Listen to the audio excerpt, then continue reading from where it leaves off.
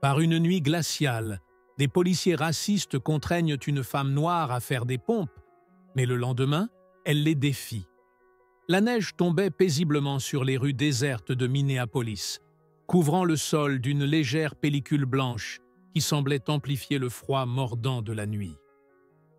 Angela Carter, une femme noire de 34 ans, conduisait sa voiture argentée dans les rues silencieuses, pressée de rentrer chez elle après une longue journée en tant que directrice financière d'une organisation à but non lucratif. Tout ce dont elle avait envie, c'était d'une cheminée chaleureuse, d'une tasse de thé fumante et de l'étreinte réconfortante de sa fille de 8 ans. Il était 23h40 et le thermomètre affichait une température glaciale de moins 10 degrés Celsius. Tandis qu'elle réglait le chauffage de sa voiture avec des doigts glacés, les feux rouges et bleus d'une voiture de police apparurent soudainement dans son rétroviseur, illuminant l'intérieur de la voiture par des éclats intermittents. Le ventre d'Angela se noua. Elle savait qu'elle n'avait rien fait de mal. Elle respectait la vitesse. Ses papiers étaient en règle. Et elle avait fait réviser la voiture il y a à peine une semaine. Pourtant, quelque chose dans cette approche lui semblait suspect. Elle se gara soigneusement, choisissant un endroit bien éclairé. « Reste calme », se répéta-t-elle, une phrase que sa mère lui avait souvent murmurée pendant son enfance. Angela savait que les femmes noires vivaient une réalité différente avec la police. Elle baissa lentement la vitre de sa voiture, laissant entrer le vent glacial. 2 policiers blancs s'approchèrent alors de son véhicule d'un pas lourd, l'air condescendant. « Permis de conduire et carte grise », ordonna le premier policier, portant le nom de Briggs sur sa plaque. Son ton était froid, presque mécanique, sans la moindre chaleur. Angela prit une profonde inspiration avant de répondre. « Bien sûr, monsieur l'agent. Puis-je savoir pourquoi j'ai été arrêté ?» L'autre policier, identifié comme Harper, se posta près de la fenêtre passager. Il avait l'air plus jeune, cherchant visiblement à paraître intimidant en posant la main sur son étui de revolver. Briggs s'avança et répliqua d'un ton sarcastique. « Votre feu arrière est défectueux. C'est une raison valable. » Angela savait que ce n'était pas vrai. Elle avait récemment fait réviser la voiture et vérifier les phares avant de partir ce matin-là. Malgré cela, elle tendit calmement ses documents, sans quitter des yeux le policier.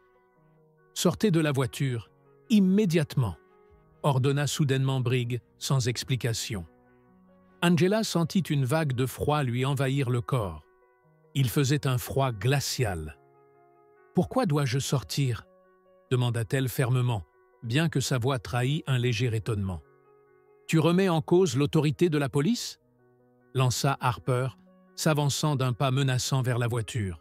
« Ou préfères-tu que nous allions plus loin ?» Angela prit sa décision rapidement. Elle savait que résister risquait d'aggraver la situation.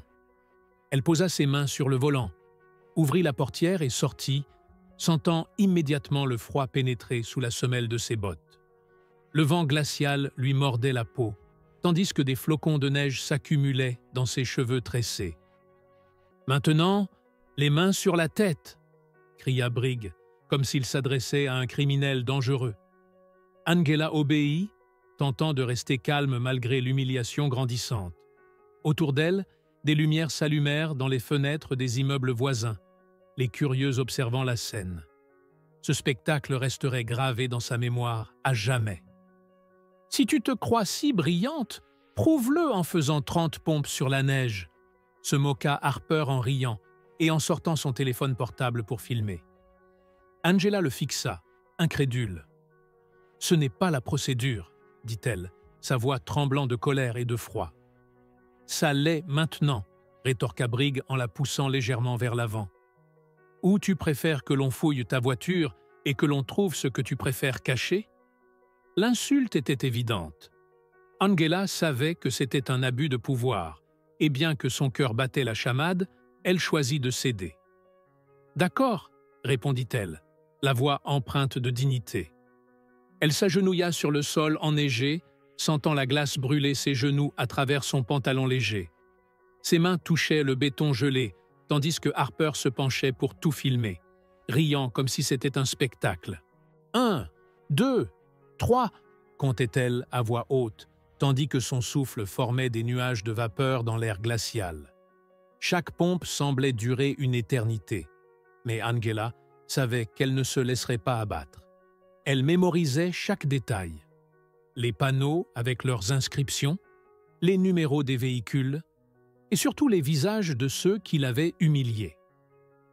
Lorsqu'elle termina les 30 pompes, ses mains étaient engourdies et ses bras tremblaient sous l'épuisement.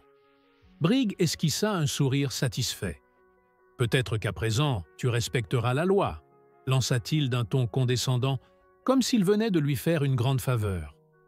Angela se redressa lentement, enlevant la neige qui s'était accrochée à ses vêtements, puis fixa les 2 policiers droit dans les yeux. « Vous n'avez vraiment aucune idée de qui je suis, n'est-ce pas ?» dit-elle, sa voix pleine de calme et d'autorité. « Peu importe qui tu es, c'était une bonne leçon d'humilité, tu ne crois pas ?» répondit Harper. Angela ne réagit pas immédiatement. Au lieu de cela, elle marcha lentement vers sa voiture, retenant les larmes qui menacèrent de couler. Ce n'était pas juste elle, mais toutes les personnes qui avaient subi des traitements similaires. Elle savait qu'elle avait désormais un rôle à jouer pour faire changer les choses. Tandis que les policiers se dirigeaient vers leur voiture, satisfaits de leur victoire, Angela appela quelqu'un via le haut-parleur de son véhicule. « J'ai besoin de vous dans mon bureau demain matin », dit-elle d'une voix calme. « Nous avons un travail à accomplir. » Ce que Briggs et Harper ignoraient, c'est qu'Angela occupait la présidence du comité de surveillance de la police de la ville. Ce qui allait se passer dans les 24 heures à venir allait laisser une empreinte indélébile dans leur mémoire. Alors qu'elle roulait dans les rues silencieuses de Minneapolis, une paix apparente régnait autour d'elle, mais son esprit était en effervescence.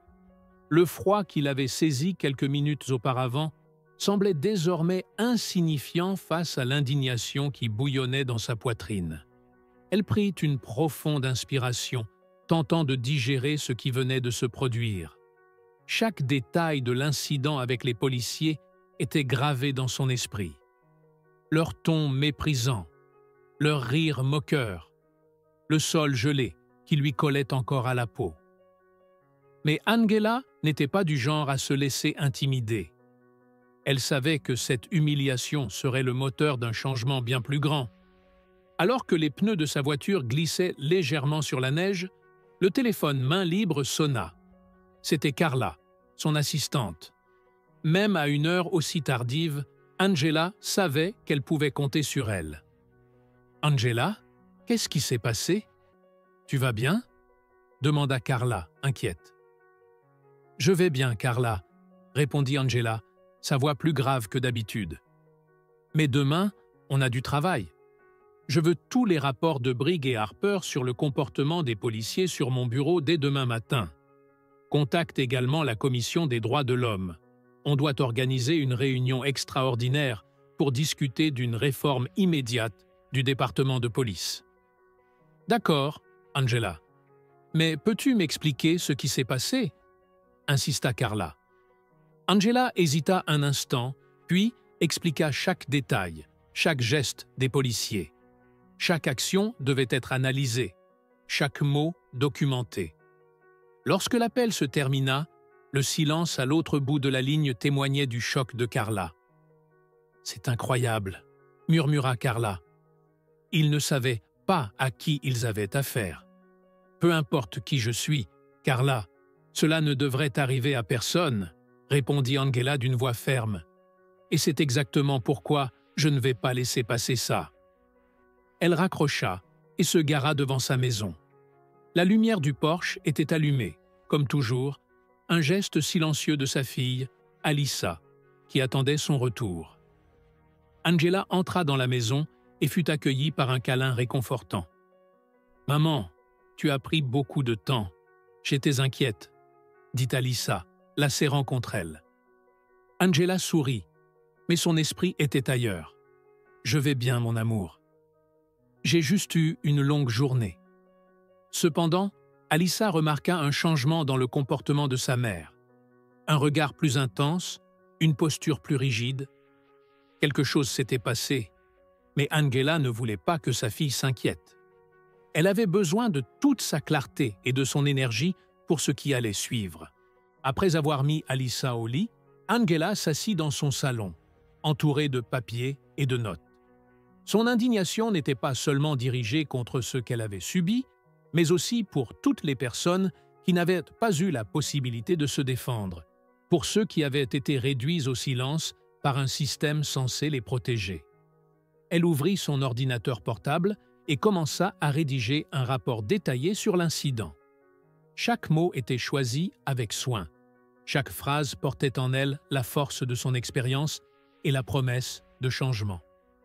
Le lendemain matin, Angela arriva à l'administration publique dès 7 heures, bien avant ses collègues. Carla l'attendait avec une pile de documents. « Voici les dossiers que vous avez demandés », dit Carla en les posant sur la table. Brigg a fait l'objet d'au moins 10 plaintes pour comportement abusif au cours des 5 dernières années, et Harper en a déjà accumulé 4, malgré son jeune âge. Et le pire dans tout ça? Aucune de ces plaintes n'a été correctement enquêtée. Angela prit les documents et les parcourut. À chaque page, son indignation grandissait. « C'est intolérable », murmura-t-elle. Combien d'autres ont souffert à cause de ces deux-là sans que rien ne soit fait? Peu après, son équipe arriva et Angela convoqua une réunion d'urgence. Tout le monde semblait perturbé par l'urgence de la situation. Mais Angela ne perdit pas de temps. Ce qui s'est passé hier soir ne doit plus jamais se reproduire, ni avec moi, ni avec personne. Elle prit une profonde inspiration avant de continuer. « Ce que vous voyez ici est la preuve d'un problème systémique. L'abus de pouvoir est incontrôlable. Et si personne d'autre n'intervient, nous le ferons. » Elle présenta son plan d'action. Brigg et Harper seraient convoqués pour fournir des explications immédiates. Les vidéos des caméras de sécurité et les témoignages des témoins seraient collectés pour renforcer les preuves. Enfin, Angela comptait utiliser cet incident comme point de départ pour initier des réformes profondes au sein du département de police. À 9 heures du matin, Angela était dans la salle de réunion, prête à affronter les 2 policiers. Ils étaient convoqués pour expliquer leur comportement, mais n'étaient manifestement pas prêts pour ce qui allait suivre. Brigg entra en premier, affichant une fausse assurance. Harper le suivit, essayant de dissimuler son anxiété. « Madame Carter », commença Brigg en essayant de rester formel, « je crois qu'il y a eu un malentendu hier soir. Nous faisions simplement notre travail. » Angela leva les yeux de son rapport. Angela se battait désormais pour un changement systémique, et elle savait que chaque décision qu'elle prenait avait le potentiel de bouleverser l'ordre établi.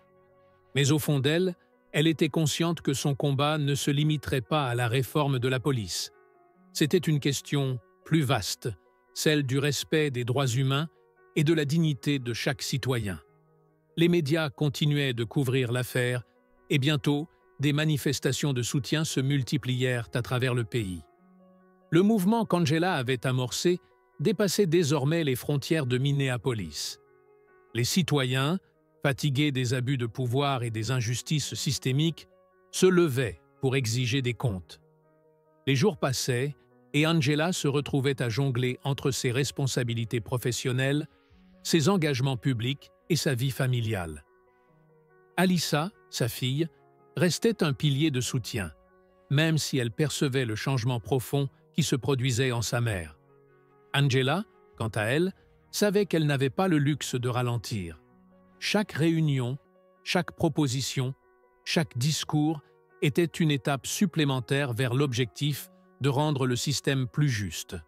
Mais au fond, ce qui la motivait le plus, c'était de voir les petites victoires s'accumuler. Le comité de surveillance qu'elle présidait commençait à voir les premiers résultats de ces réformes. Les caméras corporelles devenaient obligatoires et les plaintes des citoyens étaient désormais prises au sérieux.